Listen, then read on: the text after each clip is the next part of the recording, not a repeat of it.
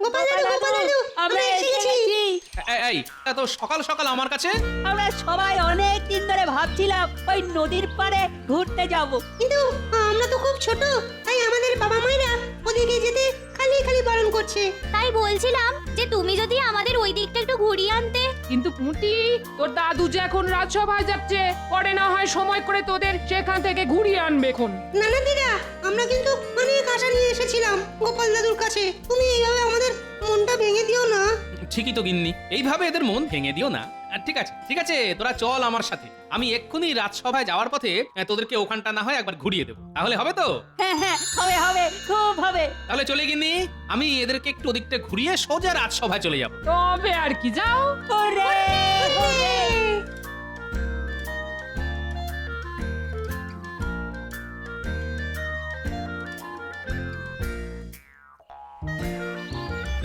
কি হলো মহারাজ, আজ সকাল সকাল ঘরের মধ্যে এত পায়চারি করছেন কেন? চিন্তা করছি রানী, চিন্তা চিন্তা গভীর চিন্তা। তা কি চিন্তা করছেন শুনি? দেখোই না রানী, আমি এত বড় রাজা হয়েও আমার নিজের চিন্তা ভাবনা বুদ্ধি দিয়ে একবারের জন্যও গোপালকে আমি জব্দ করতে পারি না। তাই আমি মনে মনে ভাবছি যে আমার বুদ্ধি কি দিন দিন লোপ পেতে চলেছে। ও, এই ব্যাপার। ও কিছু নয় মহারাজ, আসলে আপনার যদি গোপালের মতো এত বড় একটা টাক থাকতো, তাহলে আপনিও দেখতেন গোপালের মতো আপনার মাথাতেও এই এত এত বুদ্ধি থাকতো। মস্করা করছো রানী, মস্করা। না না মহারাজ, এটা বলবেন না, কিন্তু এটা তো সত্যি যে গোপালের বুদ্ধির কাছে কারুর বুদ্ধি টেকে না। সেটাই তো রানী, গোপালকে ফাঁদে ফেলার জন্য কোনো একটা বুদ্ধি যদি আমি পেতাম না। ঠিক আছে, আপনি না হয় ভাবুন, আমি চলি। এ কি রানী, আমি এইভাবে চিন্তায় মশগুল, আর তুমি কি না আমাকে এইভাবে একা রেখে চলে যাচ্ছ? তুমি অন্তত আমায় একটা বুদ্ধি দিতে পারতে তো। বুদ্ধি? আবার আমি? ঠিক আছে ঠিক আছে, আপনি যখন এত করেই বলছেন তবে শুনুন। হ্যাঁ হ্যাঁ, বলো বলো বলো রানী, বলো বলো। মহারাজ, আপনার নদীর ধারে যে 2 কাঠা পাথরের জমি আছে, সেটা আপনি গোপালকে উপহার হিসেবে দিয়ে দিন। তাতে কি হবে? দেখুন মহারাজ, আপনি ওই জমিতে এত বছরেও কোনো ফসল ফলানো দূরে থাক, একটা ফুল গাছও ফোটাতে পারেননি। তাই আমি বলি কি, আপনি গোপালকে বলুন যে সে যেন ওই জমিতে 60 দিনের মধ্যে অন্তত একটা গাছে ফুল ফল ফলিয়ে দেখায়। কারণ যেহেতু ওই জমি পাথুরে, তাই গোপালের পক্ষে ওই জমিতে কোনো ধরনের গাছ জন্মানো একেবারে অসম্ভব ব্যাপার। হ্যাঁ রানী, এটা কিন্তু তুমি দারুণ বুদ্ধি দিয়েছ। এবার আমিও দেখব যে গোপাল ওই পাথুরে জমিতে কিভাবে কোনো ফসল বা উদ্ভিদ জন্মিয়ে দেখায়।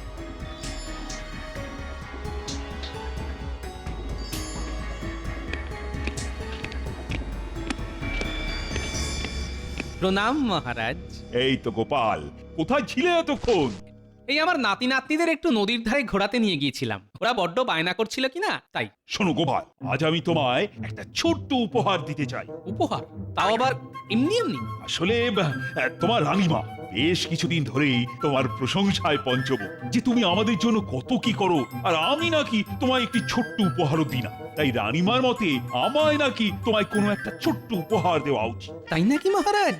তবে তবে দিন। আরে দাঁড়াও দাঁড়াও, আমার কথা যে এখনো শেষ হয়নি গোপাল। হ্যাঁ, আরো আছে নাকি? হ্যাঁ, আছে বই কি। এই উপহার তুমি নিশ্চয়ই পাবে, তবে এতে যে আমার একটা শর্ত আছে। উপহার দেবেন তা তো শর্ত? মহারাজের এই কথাটা যে সুবিধের ঠেকছে না। এ কি গোপাল, কি এত বিড়বিড় করছো বলো তো? না মহারাজ, বলছিলাম কি যে আমার উপহারটা কি সেটা জানতে পারি? নিশ্চয়ই। শোনো, আমার নদীর ধারে যে 2 বিঘা পাথুরে জমি আছে, সেটা আজ থেকে তোমার। এবার শর্তটা হচ্ছে যে তোমাকে ওই জমিতে 60 দিনের মধ্যে এমন কোনো উদ্ভিদ জন্মিয়ে দেখাতে হবে যাতে ফুল ফল দুটোই ফলে। এ আবার কি শর্ত রে বাবা? শুধু এইখানেই শেষ নয় গোপাল, আরও আছে। তাই বুঝি? যদি তুমি ওই জমিতে কোনো উদ্ভিদ বা কোনো ফসল ফলাতে না পারো, তবে তোমার পিঠে আমি শাস্তি স্বরূপ 10 ঘা চাবুক মারব, এবং তুমি যদি এই উপহার নিতে অস্বীকারও করো, তাহলেও আমি তোমার পিঠে ওই 10 ঘা চাবুক মারব। কি গাড়া করে পড়লাম রে বাবা। উপহার নিলেও শাস্তি, আবার না নিলেও শাস্তি। এবার দেখছি মহারাজ গোপালকে কচ্ছপের মতো কামড়ে ধরেছে। কি গোপাল, চুপ করে গেলে যে? উপহার নিতে ভয় করছে বুঝি? আসলে মহারাজ, এটা উপহার না শাস্তি সেটাই ঠিক বুঝে উঠতে পারলাম না, তাই চুপ করে আছি। তবে আপনি যখন আমায় এত ভালোবেসে একটা উপহার দিচ্ছেন, আমি সেটা অবশ্যই মাথা পেতে নেব মহারাজ। বাহ বাহ বাহ, এই তো গোপালের মতো কথা। কিন্তু আমারও যে কিছু শর্ত আছে মহারাজ। কি শর্ত? শুনি শুনি। প্রথমত, এই 60 দিন আমি রাজসভায় আসবো না, এবং এই 60 দিনের বেতন আমায় অগ্রিম দিতে হবে, আর তার সাথে এই চাষের খরচ বাবদ 500 মোহর। ও তাই বুঝি। আর দ্বিতীয় শর্ত কি? আর দ্বিতীয়ত, এই 60 দিনের মধ্যে আমার কাজে যেন কেউ কোনো রকম হস্তক্ষেপ না করে, আর এই জমিতে আমি যে ফলে ফলাই না কেন তা আপনাকেই নিজের হাতে সেটা তুলতেও হবে আর খেতেও হবে। এখন যদি আপনি এই শর্তে রাজি থাকেন, তবেই আমি এই উপহার গ্রহণ করব মহারাজ। এতে আর বলার কি আছে গোপাল, মহারাজ নিশ্চয়ই খাবেন। কি মহারাজ, খাবেন তো? হ্যাঁ, আচ্ছা আচ্ছা, ঠিক আছে ঠিক আছে, সেটা না হয় তখনই দেখা যাবে। আগে তুমি ফসল তো ফলিয়ে দেখাও। ঠিক আছে মহারাজ, তাহলে ওই কথাই রইল। এবার আমায় আজ্ঞা দিন, আমি চলি, কারণ আমার ছুটি শুরু হয়ে গেছে কিনা। আসি মহারাজ। আচ্ছা মন্ত্রী, আমি কি কাজটা ঠিক করলাম? একদম মহারাজ, কারণ গোপালের পক্ষে এই পাথুরে জমিতে ফসল ফলানো একেবারেই অসম্ভব ব্যাপার। আপনি একদম চিন্তা করবেন না, আমি তো আছি। এবার আমিও দেখছি যে গোপাল ওই জমিতে কিভাবে ফসল ফলায়। মহারাজ, আপনি শুধু আমায় কিছু মোহর দেবেন, ব্যাস। হ্যাঁ হ্যাঁ মন্ত্রী, এখন দেখছি তুমি আমার ভরসা। যাও যাও যাও, এবার কাজে লেগে পড়ো। যথাজ্ঞা মহারাজ।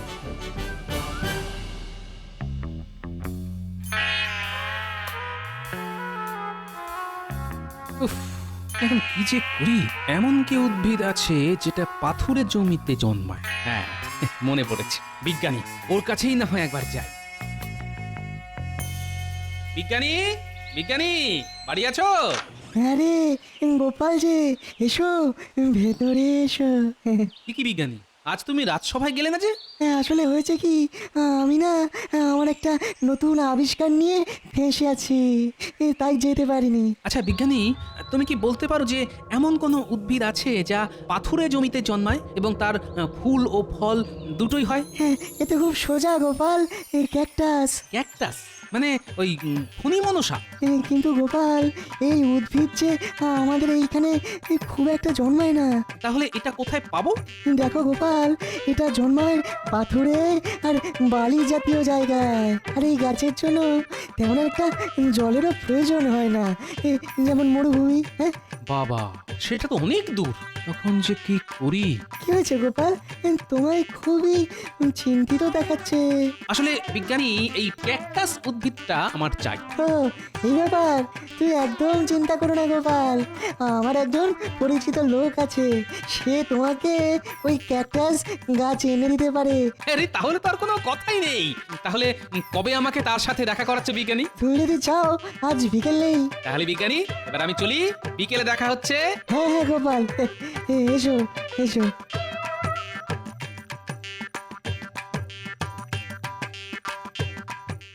আমাদের ডেকেছিলেন মন্ত্রী মশাই? হ্যাঁ শোন মহারাজ, গোপালকে নদীর ধারে ওই 2 বিঘা পাথুরে জমিটা চাষ করার জন্য দিয়েছে, আর শর্ত রেখেছে যে 60 দিনের মধ্যে যে কোনো ফুল ফল হয় এমন উদ্ভিদ অথবা ফসল ফলিয়ে গোপালকে দেখাতে হবে। এখন বলুন যে আমরা কি করতে পারি? তোদের আজ রাতেই ওই নদী থেকে বালি নিয়ে ভরে দিতে হবে, যাতে গোপাল ওই বালি আর পাথরযুক্ত জমিতে কোনো ফলনই যাতে ফলাতে না পারে। আপনার কি বুদ্ধি মন্ত্রী মশাই!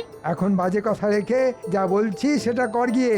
আর শোন, তোদের কিন্তু আজ থেকেই গোপনে প্রত্যেক দিন রাতে একবার করে গিয়ে ওই জমির অবস্থা নিজের চোখে দেখে আসতে হবে। কি পারবি তো? খুব পারবো, হ্যাঁ খুব পারবো।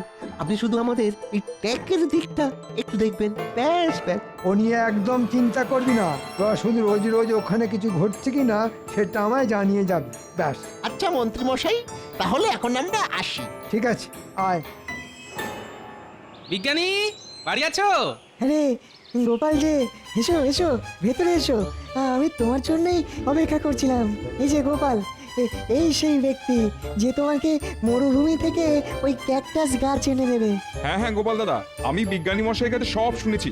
আপনি শুধু বলুন যে কবে আর কোথায় ওই গাছ পৌঁছতে হবে, আমি নিজে এসে আপনাকে ওই গাছ দিয়ে যাব। আরে এ তো খুব ভালো কথা। শুনুন, ভালো করে শুনুন। নদীর ধারে এক পাথরে জমি আছে। আপনি আজ থেকে 59 দিনের মাথায় এই গাছগুলো নিয়ে সোজা নদীর ধারে চলে যাবেন। সেখানেই আমি থাকবো, আমাকে পৌঁছে দেবেন, কিন্তু সাবধানে, কেউ যেন জানতে না পারে। ওসব নিয়ে আপনি একদম চিন্তা করবেন না, আপনার কাজ হয়ে যাবে। এবার আমি চলি। হ্যাঁ হ্যাঁ, এসো এসো।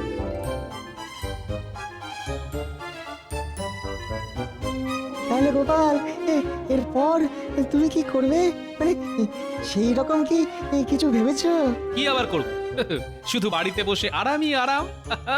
তাহলে চলি বিজ্ঞানী, তুমিও একটু সাবধানে থেকো, যেন কাক পক্ষীতেও টের না পায়। তুমি কোনো চিন্তা করো না গোপাল, নিশ্চিন্তে বাড়ি যাও।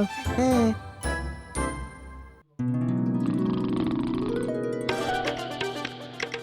দেখেছো পুরো কাণ্ড দেখেছো? রাজসভা ডকে তুলে শুধু পড়ে পড়ে ঘুমোচ্ছে, শুধু পড়ে পড়ে ঘুমোচ্ছে। বলি কি গো, রাজসভায় যেতে হবে তো নাকি? এই এ তুমি আবার কি হলো? বলি পড়ে পড়ে ঘুমোলেই হবে? রাজসভায় যেতে হবে তো নাকি? এই শোনো, আমি এখন ছুটিতে আছি, তাই এখন শুধু খাওয়া আর ঘুম। আরেকটা জিনিসও কিন্তু বাকি আছে গোপাল দাদু। আরে তোরাও এসে গেছিস? তা সেই জিনিসটা কি শুনি? গল্প শোনা। হ্যাঁ দাদু, তুমি যখন আর রাজসভায় যাবেই না, তখন না হয় আমাদের প্রত্যেকদিন একটা করে নতুন গল্প শুনিও। ওরে সেটা তো আছেই, তবে তার সঙ্গে সঙ্গে তোদেরকে যে একটা কাজও করতে হবে। কি কাজ দাদু? শোন তবে, কানে কানে বলি। এই পারবি তো? হ্যাঁ দাদু, ঠিক পারবো। সাব্বাস, তাহলে এবার তোরা যা, আর আমিও এই ফাঁকে একটু ঘুমিয়ে নি। আচ্ছা দাদু, এই চল চল চল। এই পৃথিবীতে আচ্ছা চালাক লোক দেখেছি, কিন্তু তোমার মতো চালাক লোক দুটো দেখিনি। বাবা রে বাবা, নিজে শান্তিতে ঘুমোবে বলে কি সুন্দর বাচ্চাদের কানে কানে পুষ্পন্তর দিয়ে বাড়ি পাঠিয়ে দিল। হ্যাঁ, আচ্ছা মন্ত্রী, গোপালের কি খবর? আর ওদিকে তোমার কাজই বা কতদূর এগোলো? জানি না মহারাজ, আমি তো এখনো এটাই বুঝে উঠতে পারছি না যে গোপাল এখনো অবধি কেন কোনো পদক্ষেপ নিচ্ছে না, অথচ আপনি আমায় যা বলেছেন আমি তাই করেছি। দেখো মন্ত্রী, কান খুলে শুনে রাখো, কিন্তু আমি যদি এবার গোপালের কাছে হেরে যাই, তাহলে গোপালের পিঠে যে 10 ঘা চাবুক মারার কথা হয়েছিল, সেটা কিন্তু তখন তোমার পিঠে পড়বে।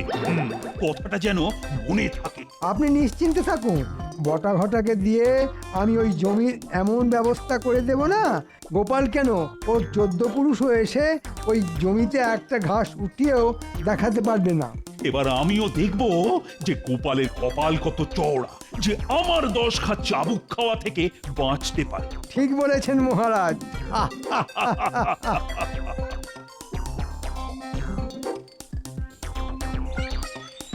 গিন্নি, আমি চলাম। এই কোথায় চললে শুনি? গায়ে একটু বাতাস লাগাতে গো। মরণ, বুড়ো বয়সে ভীমরতি দেখেছো? যাচ্ছ যাও, পারলে আসার সময় একটু বাজার করে এনো, নইলে যে সেদ্ধ ভাত খেয়েই থাকতে হবে গো। যাও। আচ্ছা আচ্ছা, আনবক্ষণ, এবার চলি।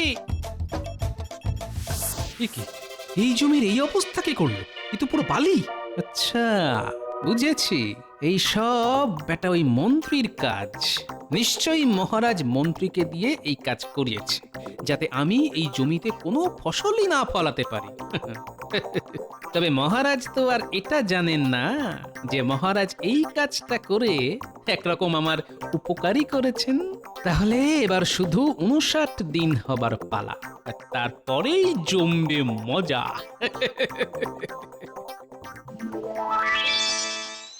হ্যাঁ রে বটা ঘটা, ওদিকের কি খবর?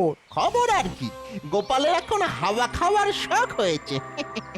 তাই শুধুই ঘুরে ঘুরে বেড়াচ্ছে আর বাড়িতে পড়ে পড়ে ঘুমাচ্ছে। মানে মানে ওই গোপালের মধ্যে এই জমি নিয়ে তো কোনো হেলদড়ি তো দেখছি না। আমার কি মনে হয় মন্ত্রী মশাই জানেন, গোপাল শেষ পর্যন্ত কিছু না পেরে মহারাজের কাছে ক্ষমা চেয়ে নেবে। আপনি কি বললেন? তা যা বলেছিস, তবে মহারাজ এবার গোপালকে ওই 10 ঘা চাবুক না মারা অবধি শান্তি পাবেন না। যদিও আজকের রাত পোয়ালেই গোপালের সময়সীমা শেষ, তাই তোরা কিন্তু আজ রাতে গোপালের ওপর পেঁচার মতো চোখ খোলা রেখে নজর রাখবি, যাতে গোপাল কিছু যেন না করতে পারে। মন্ত্রী মশাই, আপনার এই 2 পেঁচা থাকতে আপনি কোনো চিন্তা করবেন না। আর যদি কিছু ওই বেচাল দেখি তাহলে ছুটে গিয়ে আপনাকে জানিয়ে আসবো। হ্যাঁ, সাব্বাস। তাহলে এবার আসি।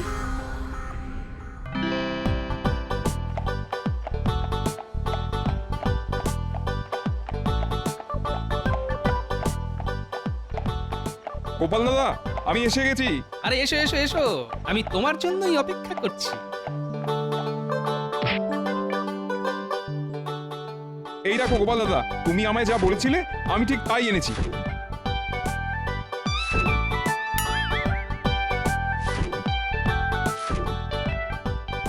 এবার আমার টাকাটা।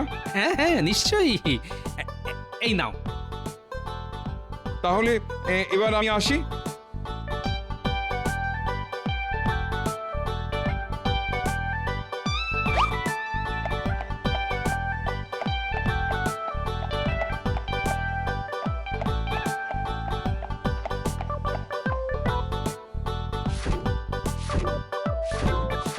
আরে তোরাও চলে এসেছিস? হ্যাঁ হ্যাঁ গোপাল দাদু। চল তাহলে এবার আমরা সবাই হাতে হাতে এই গাছগুলো জমিতে পুঁতে ফেলি, আর খানিকটা জলও দিয়ে দেবো, যাতে গাছগুলো সতেজ বলে মনে হয়। তবে সাবধান, দেখিস যেন হাতে কাঁটা না লাগে। ও নিয়ে তুমি একদম ভেবো না দাদু। তাহলে চল, অন্ধকার থাকতে থাকতেই আমরা এই গাছগুলো লাগিয়ে ফেলি। তারপর কাল সকালে যখন মহারাজ এই জমিতে আসবে, তখন এই জমির গাছ দেখে চোখ একেবারে ছানা বড়া হয়ে যাবে।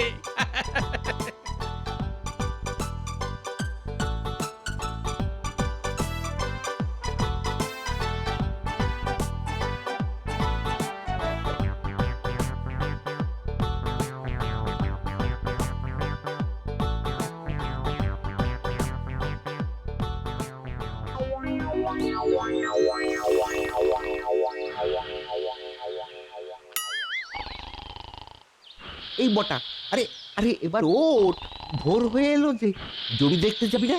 ওঠ ওঠ। দূর ঘরটা দিলি তো ঘুমের 12টা বাজিয়ে।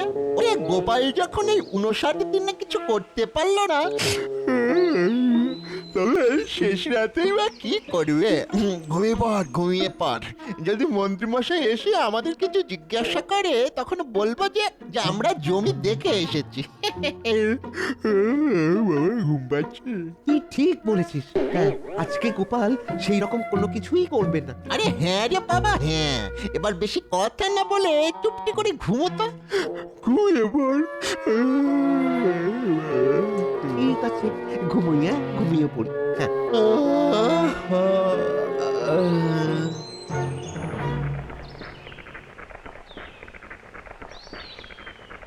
সুপ্রভাত মহারাজ। কি হে গোপাল, আজ তুমি এত সকাল সকাল এইখানে? আপনিও তো এইখানে এত সকাল সকাল মহারাজ। আরে আমি তো এসেছি তোমার জমির চাষ দেখতে। এই মনে আছে তো, আজই তোমার শেষ দিন। কই দেখাও, এইভাবে বেড়ার আড়ালে রাখলে হবে? আমার কি মনে হয় মহারাজ, গোপাল এই জমিতে বালি ছাড়া আর কিছুই দেখাতে পারবে না, তাই বোধহয় দেখাতে লজ্জা পাচ্ছে। কি ঠিক বলেছি তো গোপাল? আগে না মন্ত্রী মশাই, গোপাল লজ্জা পায় না, লজ্জায় ফেলে। আসুন মহারাজ, ভেতরে আসুন।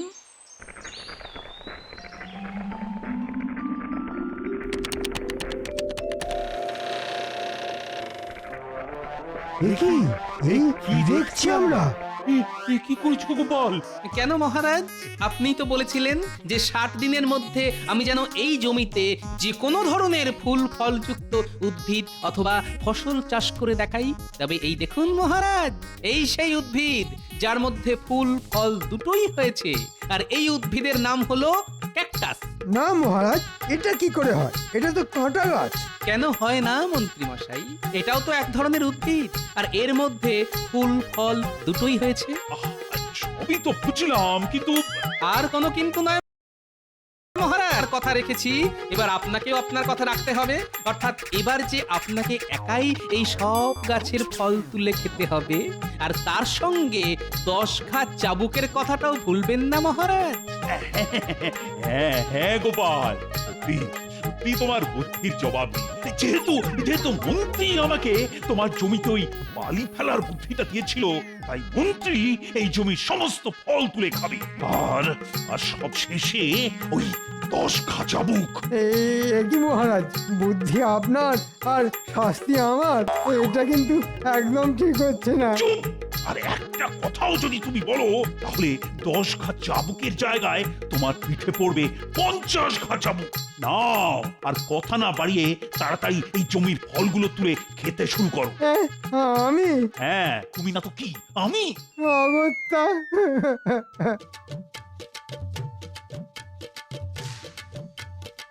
ওরে বাবা রে, আউ উ উ উ, ওরে বাবা, মরে গেলাম রে, মরে গেলাম।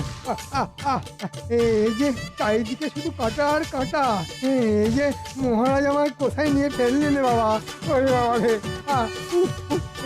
ফল খাবো কি? তুলতে গেলে এই যে হাতে কাঁটা লাগবে।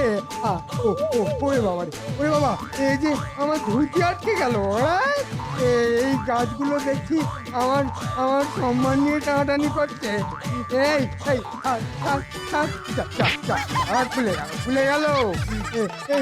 গেলাম ওরে বাবা রে, পালাই বাবা, না হলে যে যেটুকু পৌনে আছে এবার দেখছি সেটাও খুলে যাবে। পালাই বাবা। মন্ত্রী যে দৌড় দিল। আর 10 ঘা চাবুক কেন পরে খাবো, অন্য কোনো পড়বে।